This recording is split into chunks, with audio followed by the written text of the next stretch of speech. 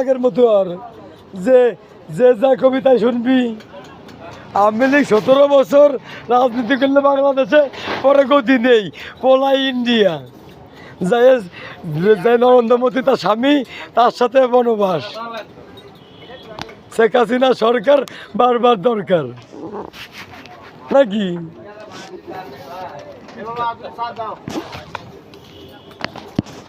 আল Jazeera international news. আমি এখন বসে রয়েছি পাবনা গোলচক্কর।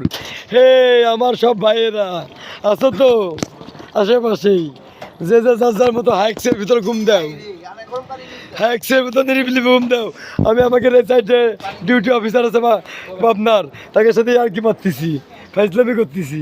তারা আমার বাংলাদেশের গৌরব, পুলিশ প্রধান বিলজিম স্যার। Yes sir.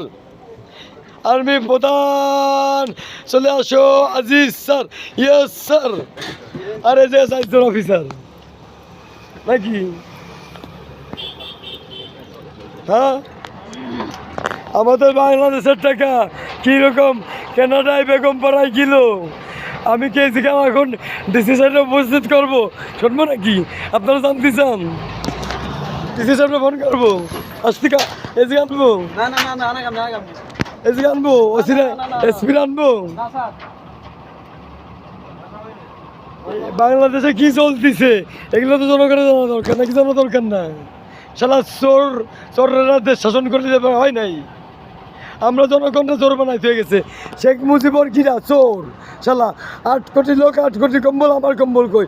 নোটিস চল, তোর দেশে কম্বল তুই দান করেছিস, তুই বিলেছিস, তোর কম্বল কই তুই জানিস নে? আমার আব্বার আমি ফোন দিলাম, আব্বা আমি তো মোহাম্মদ আলিউল্লাহ, শেখ মুজিবর কি করে কম্বল দিছিল?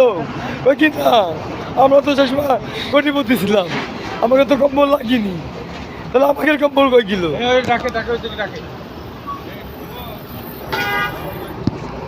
আর আর্মি প্রধান ডাকাত শালা ওকে আজিজ। Yes sir. ডাকাতের সুতা নিয়েছে আর্মি অফিসার। আর কিনা বিলজিম ওইছে,